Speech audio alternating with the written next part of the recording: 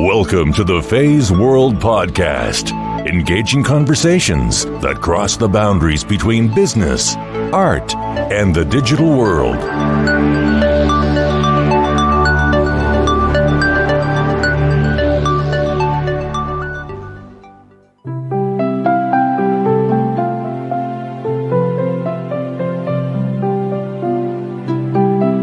What is my path? How do I figure that out? And I think that's completely unique to every single business. You have to figure out your own path, your own phases. Am I ready? Is this the right time? Do I have the audience that I need in order to make this transition? Is this something that I'm passionate about and that I want to do? I think you have to get really honest with yourself. No matter where you are, kind of like in your business, laying out an overall journey and an overall path is definitely a great idea, but also being flexible about it and knowing that life is going to happen, okay? And there's things that you can't control is definitely something to keep in mind.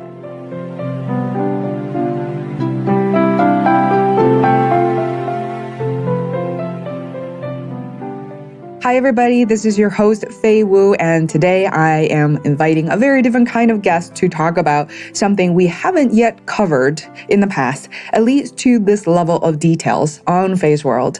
That is online marketing and passive income. Unfortunately, I can't use smart passive income or SPI because that is Pat Flynn's signature move, though inevitably his name comes up quite a bit in this episode. Why? Feisworld has been an experiment of mine for over 2 years now. Unlike most other podcasts that are focused on niche or unique topic, Feisworld's theme is focused on the person or the people I'm interviewing. We believe that there is no set format, step-by-step instruction to guarantee success. Therefore, we decided to interview interesting people from all walks of life. We're all in transitions, whether you admit it or you believe it or not. Precisely why I think it's important to not only talking to people in a particular profession exclusively or seeking out type A folks or people who are only successful financially. There's a pretty big variety on Feisworld today. If you visit feisworld.com, midway down the page, you will notice a choose your own adventure section where you can select the category of conversations you like. For example, agency and digital media, art and design, career advice, or even martial arts, music, travel, performing arts, social services, and technology. As part of my new area of growth, I have personally been exploring the area of online marketing, specifically creating online courses. Just about a month ago, in the time frame, I guess would be October and November of 2016, I created a series of live video I called Freelance Live on my Facebook channel, which is facebook.com/Feisworld. And it was a wonderful exploration looking into my experience as a freelancer since the beginning of the year. And also my current endeavor, which is to compile my knowledge working in digital production for the past 10 years to a series of courses. Turns out this project is much bigger and more sophisticated than I ever thought before. After following a few online gurus who sell courses in the $1,000 range and frankly too much blabbing, a lovely listener of Feisworld named Katie Clark introduced me to a young woman named Kim Jimenez. Kim and I connected right away and scheduled this very interview you're about to hear in 2 parts. I had taken so much of Kim's time over 1.5 hours, largely because she was so fantastic and was willing to be an open book. It was so refreshing to learn from her firsthand on how she created a successful online business for the past 2 years. The origin story, or rather to say that pivotal moment for her, was helping her then boyfriend's moving business. Running a simple Facebook ad turned into thousands of dollars worth of business. Interesting. So who is Kim Jimenez? She is a social media consultant with a ton of energy and a crazy passion for helping small businesses nurture relationships, gain more leads, and attain real results with social media marketing. She calls herself a fun, small-town islander from Puerto Rico, to be exact, with a crazy, overwhelming passion for social media marketing, who absolutely loves what she does. The first half of our conversation focuses on Kim's origin story. How did it all begin? Her childhood, then her first business venture, and how she turned a simple Facebook ad to $1,000 business. The second half of our interview gets nerdy, but you will learn exactly how Kim built her business, including generating more than 10,000 emails on her mailing list, which is in our world called lead generation, and how she created those lead magnets, meaning free giveaways, courses, webinars, or ebooks, and how she continues to nurture her network, getting the customers who are best suited for her brand and her offerings. The magic of this conversation is Kim's honesty and her spirit of not giving up easily. Pat Flynn from SPI calls it hard work is magic. When you hear other online entrepreneurs creating something in half a day and sold for $1 million, or watching some guy in a video on Facebook standing next to a Lamborghini and asking you if you want to know the secret, this isn't what Kim is offering to our conversation, and certainly isn't what she's teaching. From launching several successful online courses after numerous tries and failures, Kim's new revenue driver, also the most sophisticated course she had offered yet, is called the Business Lounge. From showing you how to run a smart Facebook ad, to creating a content calendar, to an online public and private forum to get you started, and an opportunity for people to help one another, Kim leaves it all on the table for us. This conversation to me is priceless. Hope you enjoy this, and please share with others, subscribe to Feisworld podcast, and an honest review on iTunes is incredibly helpful to spread the word of these sung and unsung heroes. Our listeners tell us that these are some of the best stories they have never heard before. Without further ado, please welcome Kim Jimenez to the Feisworld podcast.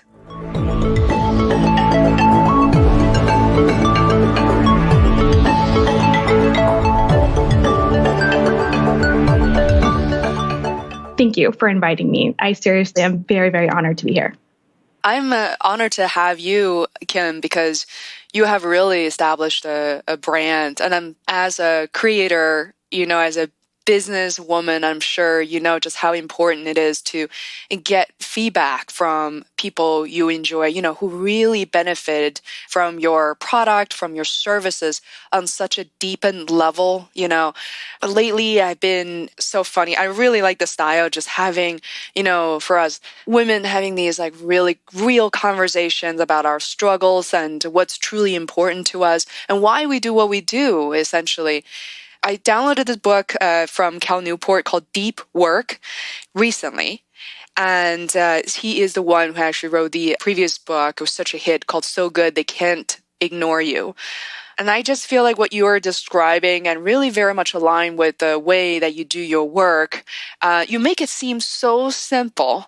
And I love, it's very lighthearted. It's so simple out there. And I don't mean to throw in some other names, but one of the reasons one of my listeners connected with me, I'm happy to reveal her name. She's on your page as well. She's everywhere. So she's Katie Clark. And oh, she's amazing. I love Katie. I know. She loves your work. And she was so enthusiastic to share your work with me. And I got hooked right away because we were throwing a few names around and we noticed exactly to your point as someone saying, you hate your 9 to 5, you can accomplish so much more. Your life, I agree with a lot of that messages, partly of why I started Feisworld. But, at the same time, you have this approach of saying, you're not saying anything, but I think just by pure presence, I think it's a good way for us to kind of segue into your work, really, in your website and your social media strategist. And I love your business lounge,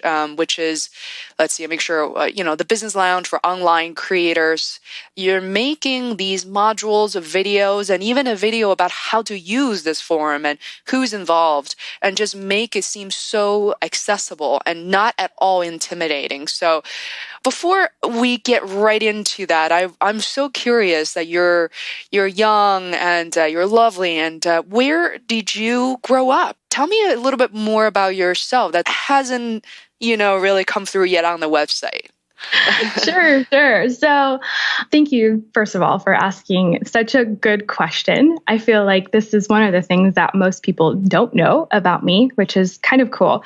So, I'm kind of your average Hispanic islander. I was born and raised in the beautiful island of Puerto Rico, and I'm 100% Puerto Rican. My parents are Puerto Rican, and growing up in Puerto Rico was truly the most amazing blessing. Me and my brother, we got to go to the beach on a regular basis, and we had the amazing rainforest, and we're able to grow, coconuts and mangoes and lemons and pineapples right on our backyard.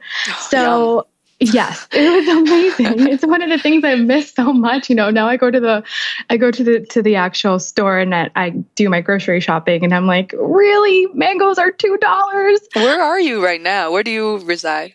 Right now I live in Atlanta. Oh, got it. Georgia. Yeah. So I moved to the States in 2010. So late 2010, it was the fall when I was 21. And I came here to go to school and finish my degree in dietetics. But yeah, I grew up in Puerto Rico, and I think a lot of the aspects that attribute to kind of like my creativity and being able to have more of like a bubbly and lively personality has everything to do with my roots.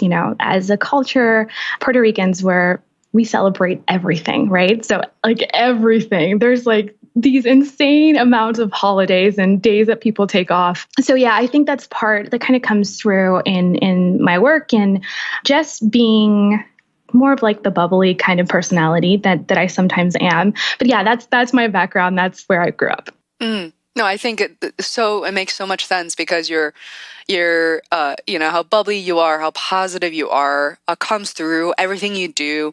The way that you constructed your website, I love sort of the light pink touch.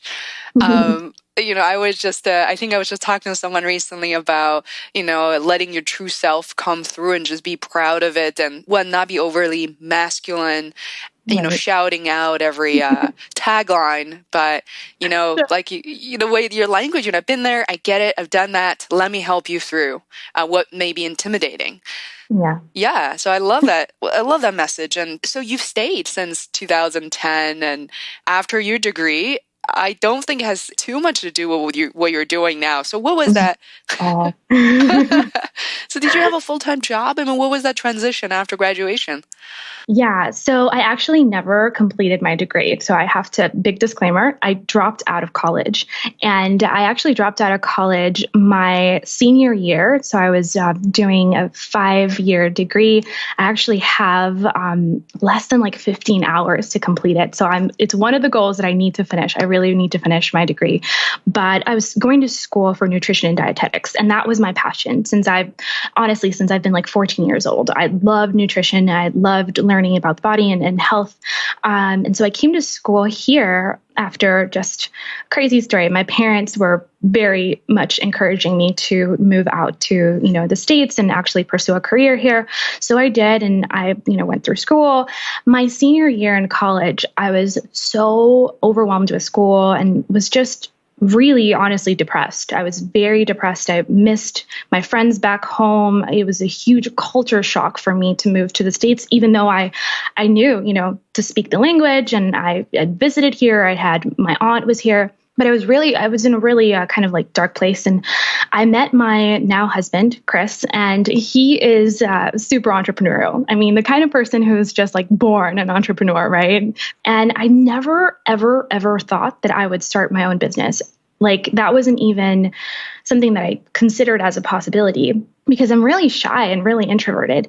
And so my first big immersion into entrepreneurship came at a really interesting time. So I was going to school to be a dietitian. And when you're in dietetics, you really, have two career paths. You either become a clinical dietitian and you work, at some kind of hospital or facility, helping clinical patients, right? Or you open up your own practice and you kind of become more of like the entrepreneur. So I was taking this course in school that was literally called the Entrepreneurial Nutritionist. And it was really interesting. And I thought it was like so cool. I was like, wow, I don't have to work at the hospital. I don't have to have a boss. What would that look like? And at the same time, I was just dating my now husband, and he was working in corporate America. About 4 weeks into our relationship, he decided to quit his job and pursue his side business, which was a moving and relocation service for students. So he'd started this gig, back in college to kind of pay his way through school with his brother during the summers, just moving his dorm, friends from one dorm to the other, or like moving their furniture and installing furniture for companies, etc. And so he decided to start that venture, and I was not really spending a lot of time with him, right? So we were like dating long distance. It wasn't very long distance. We lived about 2.5 hours away. And so on the weekends, I would go up to see him, or he would come down, and he was always working, right? He was like in those like startup stages where he's hustling and working really hard. And I had to make a decision. I was like, okay, I'm either going to get involved in this whole entrepreneurial thing with him, or we're not going to last very long. So I started learning a lot about marketing and a lot about business. I took a couple of business courses, and I just fell in love with it. Like completely fell in love with business and entrepreneurship and marketing. And I started helping him to market his business. And long story short, he struggled a lot with his business at the beginning stages where, he wasn't taking a salary, and we're just trying to get the word out there. And we tried all kinds of crazy things that didn't work. And finally, I started learning more about social media marketing and Facebook specifically. So one day we were talking, and I said, you know what, I really think we need to focus on this Facebook thing. And we started building his page with like inviting all of our friends and family, starting working with sororities and fraternities. And long story short, we invested about $400 in Facebook advertising. That was like all the money in the world we had, right? We were literally as like broke college kid, me and him just starting a business. It was like all the money in the world we had. We literally like put it together, credit cards, part of like loan reimbursement, student loan reimbursement. And over a period of like 4 months, we spent $100 a month in Facebook ads and doing a lot of like organic stuff as well, right? And at the end of the summer, which was his busy season because students are moving in and out, right, of their dorms at the beginning of the summer and then moving back in at the end, we really took note of every single customer and how they found us. And at the end, we reviewed it and we found that $23,000 of our earnings came directly from Facebook. Oh my God. Marketing. Yeah.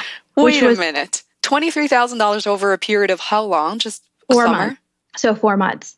Wow. It was incredible. Like we were literally couldn't believe it. We went back and like did the math 17 times. I was like, this can't be real. It was crazy. And back then, Faye, the ads weren't even in the newsfeed. They were just in the right-hand column. But we were so local, like we were so locally based that it was very simple to find the right target audience, right? We just targeted like sororities and fraternities and got the word out there. And I don't think that realistically, you can replicate similar results today just because of the competition. Oh my God. But back then, it was like this light bulb moment, right? Where I was like, this is real and we have to pursue this. This is incredible. And I just fell in love with social media in general and decided, you know what? I want to get an internship doing some kind of marketing. I think that it can help me, in my future career. And I ended up getting an internship, a paid internship as a social media director for a local advertising and marketing firm. So I got my start there and I started really working with a lot of local businesses and just trying out stuff. And I decided, you know what, I'm going to take a lighter load this quarter because we went to school in quarters. And I'm just going to focus in on this social media thing because I'm so passionate about it. Like I felt so alive. It was just this one thing where I was in constant conflict because I was about to finish my career, but I felt like I found my true passion in life. And I was like, how is this possible? For as long as I can remember, I've wanted to be a dietitian. And now this thing comes along that makes no sense, that could go away at any point in time. And I'm absolutely, head over heels in love with it. And so I talked to my parents and they said, you know what? Just explore the passion that you have for this. We see how happy you are and how fulfilled you are. Just explore it and see where it goes. I accumulated a few questions. I had no idea we're going to get into like so many different interesting stories, like mini moments. Some are the really magnifying moments. I have a quick question about that $400 Facebook ad, if you don't mind. Totally. First of all, I would love to hire you to do that. And as you said, there's a lot of competition out there. But $23,000 for a moving relocation service is really a lot. How many clients or customers generated that amount? Do you know? Or what is the average cost of a customer? Sure. So the average move for us was about $300 to $500. So we had a really high amount of customers and clients. I don't know the exact number. At the end of the summer, we had done, at least 1,500 moves. It was a lot. So we had an entire team and an entire crew, right? We didn't do the moves ourselves. We hired, students and friends and cousins, anyone who would be willing to kind of take on. And we actually turned down a lot of jobs. I think there was a lot of word of mouth involved as well. But when we asked our customers and clients, where did you hear from us initially? All of them said, not all of them, but most of them said, oh, we found you on Facebook. We found your page, or we saw the ad, or, one of our friends referred us to your Facebook page, because we didn't even have a website at that point in time. So that was really the only way. Either you found us online or you called.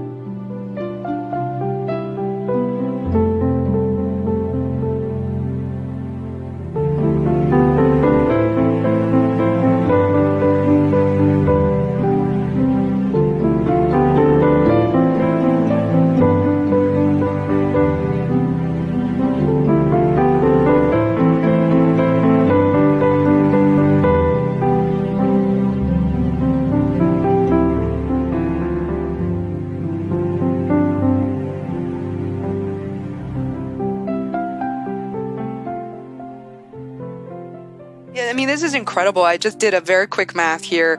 It's anywhere around, $4 to $10 on average. You're able to generate about $300 to $500 in revenue. That's like completely out of proportion. This is amazing.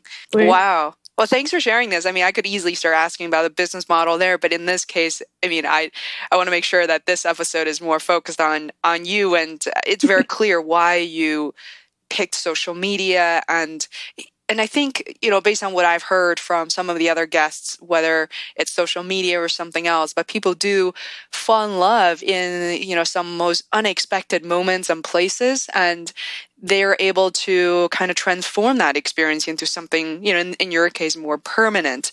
So I don't know which summer, was it 2012, 2013, or...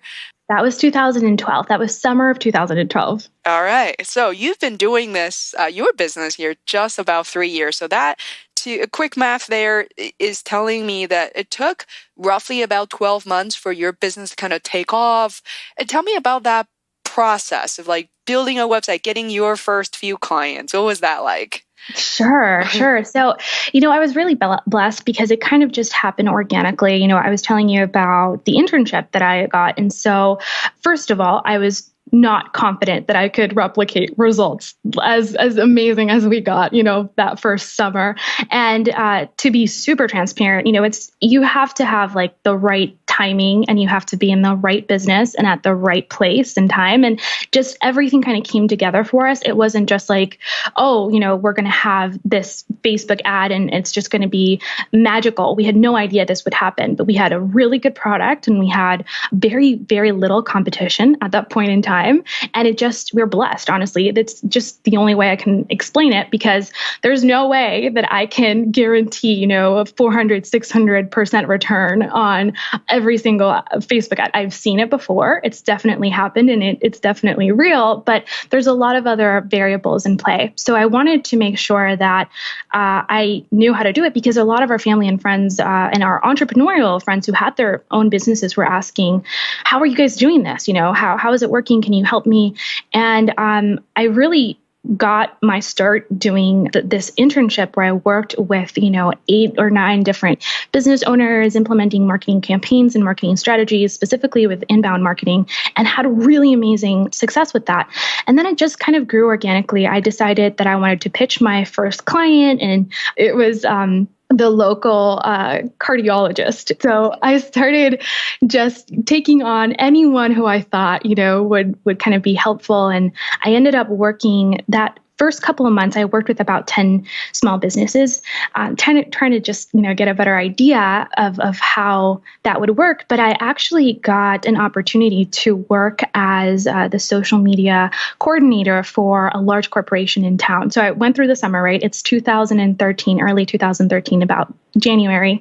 I get the internship, and then March of 2013, I get a Facebook message, a couple of Facebook messages from this company basically saying, hey, we want to build our social media department from the ground up, and we think you're going to be a great candidate. At this point in time, I had already started blogging about social media and kind of documenting what we had been learning through our own business, but it wasn't anything major, right? Like I wasn't being intentional about getting clients. I didn't even think that this was going to be a real thing for me or that it was going to be a business. It was just me kind of pursuing my passion for social media. And they basically said, hey, we've looked at your blog. We really like what you're doing. We see that you have experience in social media marketing. And I think, we think that you would be the perfect fit. And so they offered me the job. Basically, they're a student housing development and management company with over 14 different properties across the SEC. And my job was to build their social media marketing department from the ground up. And so, I was tasked with creating all of their campaigns and hiring their entire virtual team and managing over 63 social media accounts at the same time, which was crazy because I did not feel qualified at that time. But, I didn't have any like formal education in like marketing or communication, but it worked out amazingly well. And this company had a multi-7-figure marketing budget. So we did some incredible things, with their campaigns at a really high level that I had never experienced before, right? Because I was working with small business owners who had very limited budgets, like we did when we first started with Chris's company. So working with this corporation full time, I still kept some of my clients. I kept about 3 of my clients on the side that just came about through my website, through my videos, kind of contacted me. Some were local, others were, Canada and Puerto Rico and Mexico. But I was working about 60 hours a week, Faye, and burning the candle at both ends, coming home and working on my clients and on my own website till 2 a.m, waking up the next day and doing it again. And I burnt out so quickly, so fast. I can totally relate to that. I mean, for me to kind of started 2 years ago with my podcast and a full-time job, also working in digital agencies, I was standing in front of the computer 2, 3 in the morning, Yeah, please continue. I completely relate to that. Well, it's good to hear. It's awesome to hear that kind of you understand what it's like. So, I took the job, I put school on hold, and I was working 60 hours a week, and I was like totally exhausted. It really was more like 80 hours a week because I was working with my clients and kind of doing my own thing. And I remember being so exhausted that the perfect dream job. Like I felt like the luckiest person in the world, right? I was working very flexible kind of company culture, an amazing company, really great people that understood the work that I was doing, that gave me, the space to be innovative and creative at 22 years old, almost 23, where they should have never trusted me with that big of a marketing budget and that much of kind of, a department to kind of run. But it was amazing. And I loved the people that I was working with, but I felt dead inside. It was so stressful to wake up in the morning and go to work and come back home and do the work that I thought that I was meant to do in the world. And I remember talking to Chris and him telling me, you know what, you've wanted to start a business before, like you've been thinking about it, but I really think that this is the right time. And I was like, what? Are you crazy? Like I just started this and I haven't even finished my degree. And now you want me to start a business. I don't know the first thing about starting a business. I'm not entrepreneurial. My parents are college professors. I grew up around academia my whole life. And so I was just really torn. And I remember sitting down for lunch with my father-in-law and asking him, he had gone through similar situations in his career where he had, switched companies a couple of times. And I was asking him, do you think this is the right decision? I feel so guilty and ungrateful because so many of my friends are unemployed, right? And they have degrees. And here I am with my dream job and I'm just not alive. Like I don't feel happy. And he told me this one kind of phrase that has always stuck with me. He basically said, Kim, you should never feel guilty about moving from a good place in your life to a better place. And I felt like in that moment, he gave me permission to really just pursue my passion and really make the decisions that I needed to make in order to build the life that I wanted, not just the business that I wanted, but also the life that I wanted. And that week I turned in my resignation, and a couple hours later, I got a phone call from the president of the company saying, let's talk about this in the morning. I think that you should kind of sleep on it. Let's talk about it in the morning. And I did. And he was basically telling me, like, is it the money? Is it the hours? What's going on? And I was just like, look, I just love working here. I love working with you guys, but I feel like my calling is to work with small business owners. I love keeping my clients on the side. I love doing that. And I just don't think that this is what I'm supposed to do. And he was like, okay, I completely understand that, but how about you actually launch your business and then we become your first corporate client. That's awesome. And and I was like, what? I could not believe it. And so I did that for a year and a half and kind of build my audience, in the meantime, and build my website and started posting a lot of YouTube videos, and just via content marketing was how, to answer your question, very long story. To answer your question, that's how I got my first couple of clients. Oh, that's incredible. I love the journey in such details because, I feel like your website is very clean and you have a lot of great content. And at the same time, I really haven't read yet, like all the stories you were able to share with me. And I don't think I would be surprised that many of your followers, thousands and thousands of them on Facebook and Twitter and YouTube have really experienced your life in such a way, because I look forward to this conversation because I feel like so many people out there in your positions, around your age, maybe a little bit older, are trying exclusively to teach people how to be a coach. And that's it. In a way that it bothers me a bit in terms of just how single-dimensional that is, but also the way they made it sound like a step-by-step instruction, like 1, 2, 3, and you're there. And, and then they're talking about 8-figure figure. And I just laugh. It's like 7 figures no longer a viable, what is that goal that people are seeking for? And it's always 8 figure. It's always some guy driving a Lamborghini. But there's something really intimate about the way you share your journey. And so people know that, look, you are young. And if people don't start when they were 22, 23, it's going to take them just as long, 2-3 years to really dip their toes. So I love that process.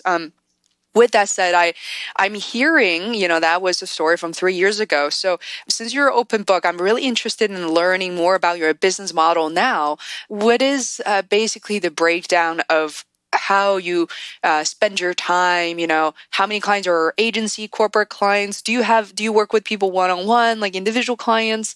And you also have a business lounge, which is the ultimate. I mean, this is a smart passive income, like a revenue generator in your sleep. So tell me a bit more about that.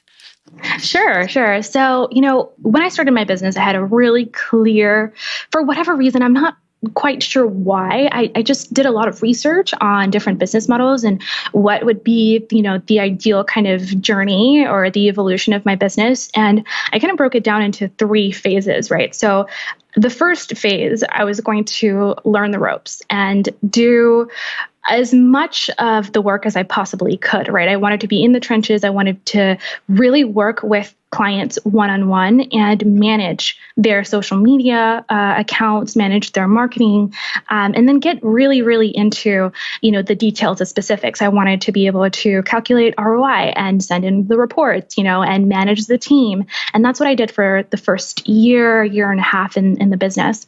And so the second phase was pretty much doing consulting and then transitioning from, kind of doing the actual content creation to more of the oversight. And consulting really just came into play just as a very natural transition. People were asking, my customers, my clients were asking for more of a path where I could go in and analyze their overall marketing messages and kind of bridge the gap between online marketing, the online marketing that they were doing, and also the offline marketing that they were doing. They're traditional businesses who are very much in line with kind of old school marketing tactics. So I did a lot of consulting in that second phase, and I kept a couple of management clients and eventually phased most of them out and started doing mostly all consulting. And I was working with online business owners, the roofing company down the street. I was working with a hospital, 1,000 miles away, and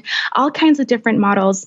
From that point on, last year, the third kind of phase was moving into teaching and doing that through information products, right? Courses and memberships and programs like that.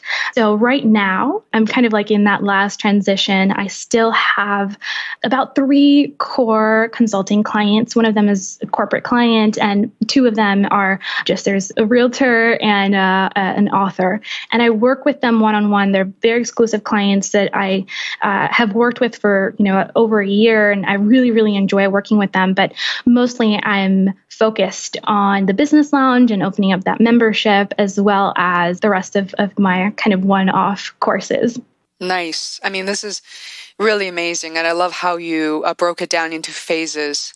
And by the way, that's the way you articulated that. I am also in transition. I am not in phase 3 right now. And it's interesting. I guess I'm still in phase 1. That's so fascinating, the way you broke it down, because this is the information that's often missing. Perhaps this could be one of your new mini courses. Yeah.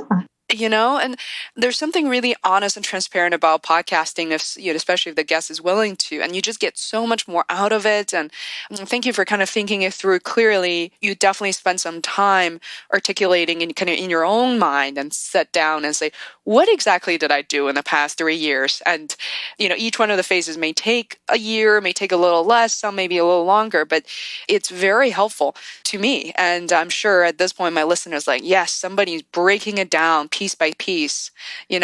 Absolutely. I'm glad that you pointed that out, and I'm glad that it was helpful. But also keep in mind, first of all, this is one of the questions that I get asked really frequently, right, from online business owners, like, what is my path? How do I figure that out? And I think that's completely unique to every single business, right? You have to figure out your own path, your own phases. And your phases might be longer or much shorter than mine, right? It doesn't mean that you have to transition every year, kind of like I have. It's just been a natural transition for me where I've gauged, am I ready? Is this the right time? Do I have the audience that I need in order to make this transition? Is this something that I'm passionate about and that I want to do? I see so many businesses that are really successful in phase one, and they want to stay in phase one, right? They want to be the technician. They want to actually be in the trenches and provide the service. And they're happy in that phase and they thrive, and their customers and clients love it, right? And that's totally okay. Like, I'm there cheering you on. I think you have to get really honest with yourself and think about, what do I want to accomplish long term? And am I pursuing the work that I want to ultimately pursue? And am I ready, to take that next step emotionally, mentally, and also financially? And so I think that no matter where you are, kind of like in your business, laying out an overall journey and an overall path is definitely a great idea, but also being flexible about it and knowing that life is going to happen, okay? And there's things that you can't control is definitely something to keep in mind. You're just there's so much maturity in the way that not only you're talking about business, but also life. And, I notice so much so in the past couple of years that I am purposely seeking out people like yourself across different age ranges. And you get to learn so much more because once you kind of peel yourself away from the traditional corporate America and you're actively thinking about these things and, jumping through hurdles, working through your own struggles, there is a level of, like you said, there's like the level of zenness, you're kind of in this, like, you're never constantly balanced, but kind of how to bounce back and just be more resilient. I love some of the language. It's so funny, like that you're using, like, my courses are for, creators, coaches, entrepreneurs, podcasters, but my courses are not for, I love negative Nancy's, complainers, get rich quick. See, I love that because truly that's just very mindful in terms of how you approach your business.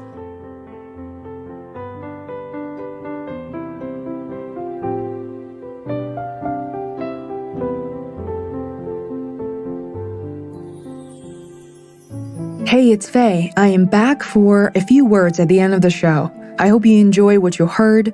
You can visit us online at feisworld.com or social channels such as Facebook, Twitter, and Instagram, also under Feisworld, to keep things simple. I personally review and respond to all the messages. Love to hear from you. Thank you and lots of hugs. See you next week.